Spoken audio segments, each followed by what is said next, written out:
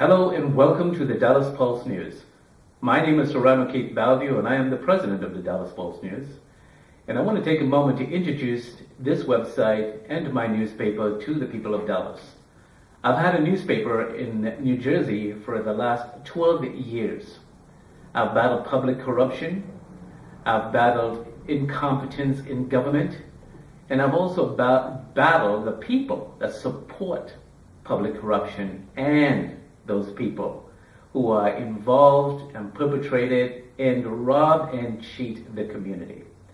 I know that's a little harsh to say, being the president of a newspaper, but sometimes you have to really say what the truth is, what you believe to be true, and the information and evidence available to you. You see, when I had my newspaper in New Jersey, I began to discover incompetence in government. I began to discover corruption in government. I began to discover pay-to-play in government. And I decided that that is not the kind of newspaper that I want to remain silent as the others are not reported. You see, some newspapers get involved in politics. If you're Republican, if you're Democrat, you take sides.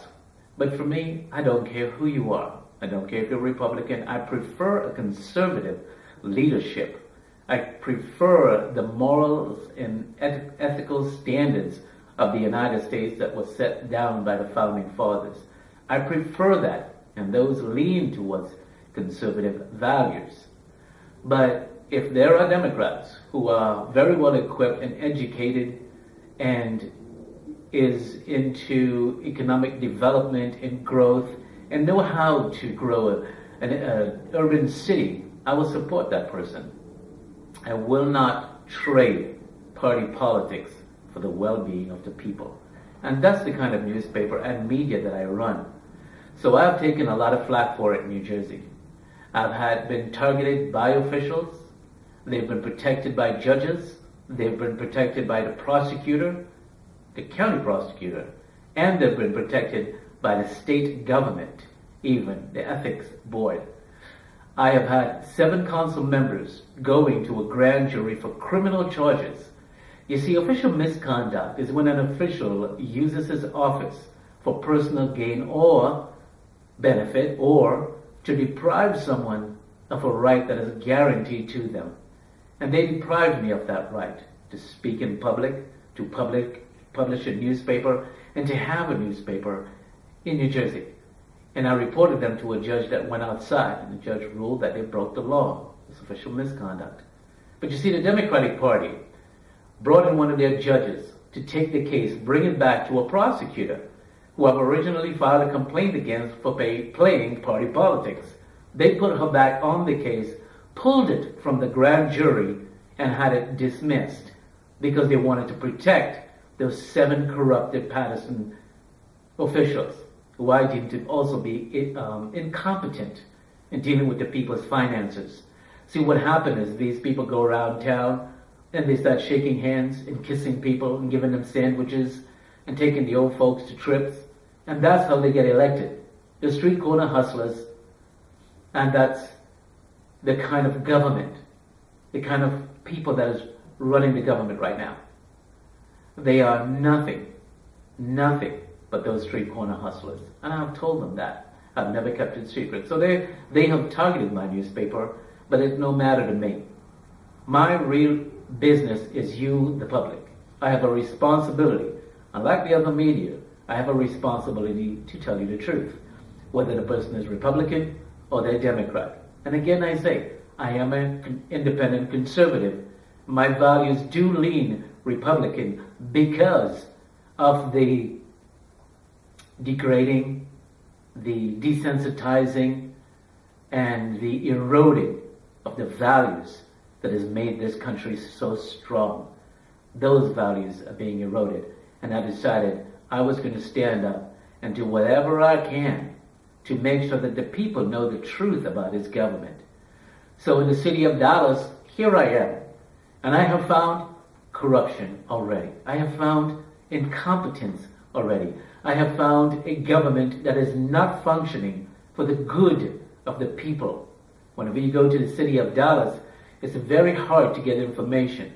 I've already confronted the city clerk, the city secretary, where the city secretary is having a communications problem with the budget office and the manager's office and the police department and the communications department and the public information's office. All those offices in the city of Dallas have no communication between each other. And that's one of the biggest problems that the public will face and are facing. See, the people in Dallas, only 6% of the people of Dallas go to the polls. And the reason for that is the government simply does not care about you. And a good case in point is that at the public meeting, the government is there at 9 o'clock in the morning till 5 o'clock in the afternoon. That's a good 8 hours, if you ask me. And the public is only given 15 minutes to speak. That's 3 minutes a person. So evidently the government of Dallas does not care to hear from you, the people. In addition, the government of Dallas doubled up on your taxes that you're about to see on your next tax bill. Councilman Adam McGrew from the 10th District, overrid the city manager's limit on raising taxes. He raised it another $16 million and 11 other council members jumped on the bandwagon. Why did they do that? Because they said they wanted for public safety. $16 million will never, ever fix public safety in the city of Dallas. It will never attract the kind of staying employment in the Dallas Police Department. It is $16 million for advertisement for their campaign to run for mayor of the city of Dallas. $16 million worth. So if they think they're going to use our $16 million, you the taxpayers. See, the question for the city council is, where did the $16 million come from that you said you were going to put into public safety? It came from your pocket. That's where the $16 million came from, in addition to $43 million. So when they tell you they're trying to stop and curb and crime in the city of Dallas and they want to increase and help and motivate new officers, it's not true. It will take about $80 million to begin to aid the senior officers and the other officers who have been cheated by the city of Patterson. And when I say Dallas, when I say cheated, it's because Dallas police officers have been going downhill for the last 7 years. And members have been sitting in the city council for 5 years. And they have not done anything to increase the ratables because they probably don't even know what it's like or how or what even a ratable is. You have to increase the ratables in the city of Dallas in order to offset the tax increase, the additional spending, the pension growth, the benefits growth to employees. All these things needs to be offset. And the only place that they know where to get money is you, the taxpayers, because legally they can do it.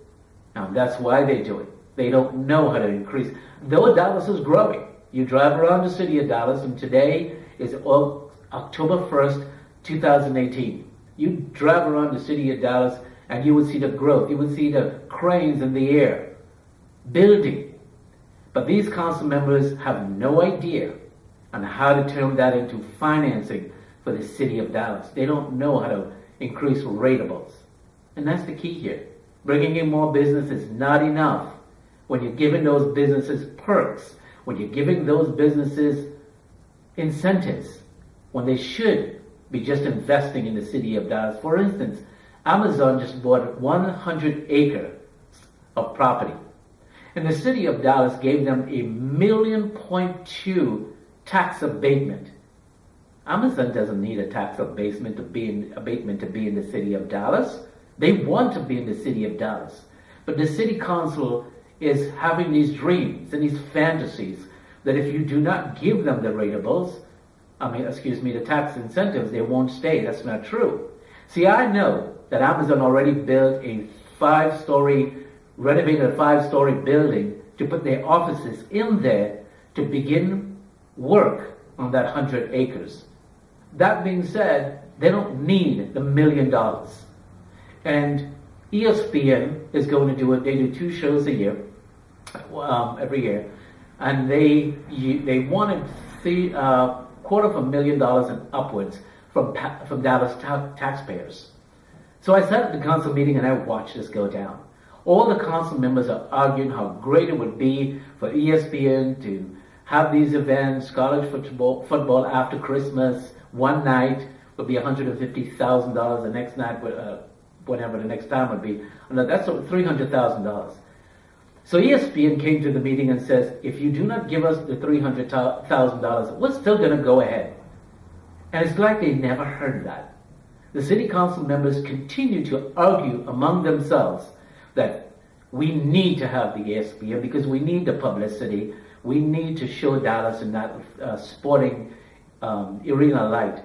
But ESPN at the meeting already told you, we don't need the $300,000. And they were deaf to that. And they still voted to give ESPN $300,000 in taxpayers' money, your money. You know why ESPN will not pull out? Because ESPN will make millions, tens of millions of dollars on advertisement and concessions and tickets and everything else. They've got a lot to win and nothing to lose. This has been the decisions and the incompetence of the Dallas City Council all around, except for Councilman Kleiman. And I watched him and they went after him and they tried to tarnish his name by saying he tried to not pay or sign on to the $60 million for the public safety. But that's not true. What he was looking for is to try to save you money. He wanted them to do budget cuts. He wanted to amend the oversized budget.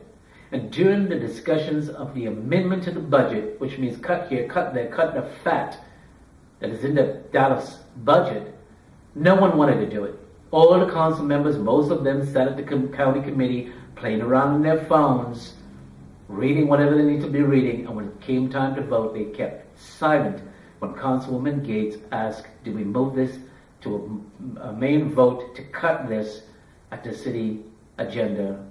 And they all stayed quiet, no one voted. So they kept the taxes high, they refused to amend or cut the budget, and they tacked on another $60 million. And like I said, that's only buying publicity for the next mayoral run. But don't worry, because the question would come again, where did you get $60 million? Well, we dug deeper into Dallas taxpayers. We dug a hand in one pocket and to put it in the other pocket. And where is the money, the ratables, that you guys are supposed to be bringing into the city in the budget? Where is the action to build the government's finances? You see, I'll explain it like this. If you have a delivery business and the price of gas doubled on you, you now have to increase sales or make cuts in order to balance your books because your gas price just doubled on you. So the city of Dallas, simple finances, they do not understand. You have to increase your sales, in this case, ratables coming in to the city. There's a lot of construction. Where is the money for the construction? And on the other hand, you've got to cut the other side to offset the higher gas price. You see, so when we have all these expenditures now in the city of Dallas, including the police and fire takes up 60% of the budget. So and then the school takes up another, I think, 25 to 30%. So if you were to take $1 and cut it 60, and then you cut it down, this is what you have left in your budget to run this city. So when you give the police department another $60 million from this, it doesn't make sense. But like I said, they want to boast, they want to sell that, they're doing something for public safety. But let me tell you the number one mistake that the Dallas City Council members are making today. You see, whenever you invite somebody to work for you, and or ask them or hire them, and it's all about money, it's never a good idea because they will leave when the money runs out. They will leave when they see money in another job opportunity because they're there for the money. So what corporations are doing right now is corporations are hiring motivational speakers to help their employees feel good about working at that corporation. They do group events. They do group activities outside of work to try to make the employees feel connected to the corporation. They interview them. They have them go through a different kind of process in order to find out if they're happy there. And that's the mistake that Dallas is making with its police officers. Throwing money at the problem will never solve it.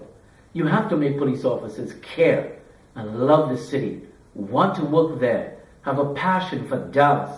They're brave, they're bold, they're excited to be there. They're the best and they're the greatest police force in the country. That morale built into an officer for a city will keep him there more than the money.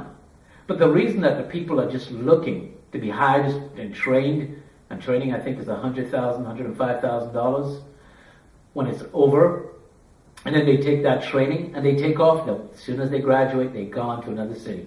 So you just lost another $100,000, $105,000 training somebody so someone else can hire them. There is no morale. There's no boasting. And Dallas police officers happens to be the finest in the country. There's nothing like that. So they come for the money. When the money runs out, they take off. They come for the training. When they're done training, they leave. They come for the pension. When the pension is up, they're 65, they can get out, they're gone. Police officers are not being encouraged to stay and help and grow and solve the problems that Dallas is facing. And there are a few. There are exceptions. I never blanket. I learned never to blanket an entire police department with one issue. So if there are officers out there, I don't know about them. I've just been here. I haven't been in contact with them. I can tell you one thing, not all officers are good in the city of Dallas, and not all officers are bad. Among the nicest officers that I've met have been going into Dallas City Hall. They're always greeted the best. I've been to LA, I've been to New York, I've been to Jersey, I've been to Florida, I've been to a lot of places in the world, Italy, everywhere else, and I find that the Dallas police officers in City Hall happens to be the kindest and the nicest. Don't ask me about the precincts because I've had some issues with the precincts already dealing with officers there, especially where I live. And that's not good. But anyway, I just wanted to give you a little insight about who I am, some of the problems that I've noticed already in the city of Dallas, some of the problems that could be fixed, but are not being fixed because the Dallas City Council members are either not qualified, not paying attention, just don't know, like Councilmember Group, in a meeting where they spent $150,000 to do a study. He looks at the study and he says, I don't know what the answer is. Continues speaking. Then he comes back and he says, I don't know what the answer is. I don't know what to do. So this is the same councilman who doubled your taxes from 43 to another $16 million. And then Councilman Kleiman hit him again and says, and I don't think he remembers that. I remember. And he says the only people who don't know what to do, raise taxes. They don't know what else to do, and they don't have any answers, so they raise taxes. So the mayor has stated to me at one of the public meetings in 2020, Dallas is going to be a tough place dealing with taxes, dealing with finances, dealing with the city as it is. It's going to be a tough budget in 2020 if you think this one wasn't. So the next time you get your bill in the mail and you look at it and you open it up and you read it, you're going to see higher taxes. And it's going to continue growing because Dallas is becoming liberal. And there is a study done that the more liberal a city becomes, the more high taxes, the more spending, bigger government, bloated, and when it comes time to dealing with the people's issue, their spending, it's not addressed.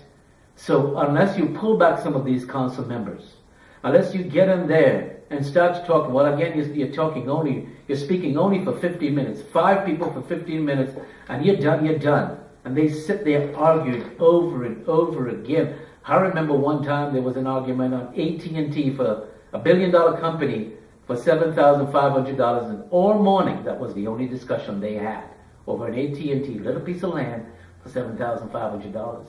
Yet they're giving away $300,000 to ESPN, $1.2 million in tax breaks to Amazon, and $2 million to a library that's fully functioning as it is.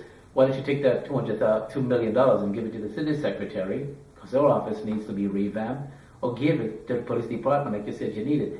And in addition to all of this, $250,000 to deal with illegal aliens in this country, or immigrants.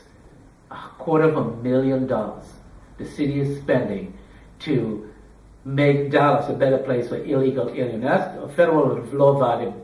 People that break the law don't care that they're breaking the law. Federal violation. They have a warrant for them from the federal government, and the city of Dallas is spending money to put those people and help them in the city of Dallas.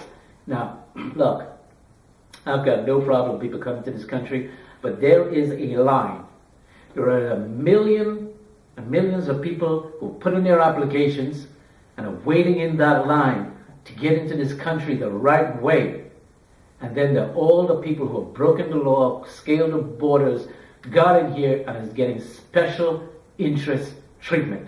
And that is not fair to all the people standing in line waiting to get in there for those opportunities. Plus, immigrants who are here already. African Americans in this community who are consistently overlooked. But yet the council would tell you, we are for the black folks, and they have this new affirmative action, unspoken affirmative action, to have a white, a black, and a Hispanic person run the city on a pro team. Mayor pro team, and mayor pro team 2. A black, a white. So that's their affirmative action, little deal they have going on up there. That's fine.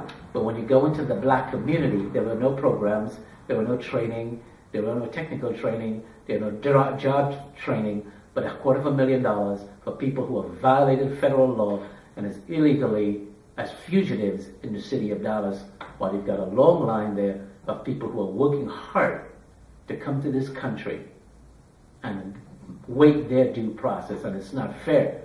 It's like you're standing in line to buy a ticket, and somebody just walk right up to you and go to the window. How do you feel about something like that?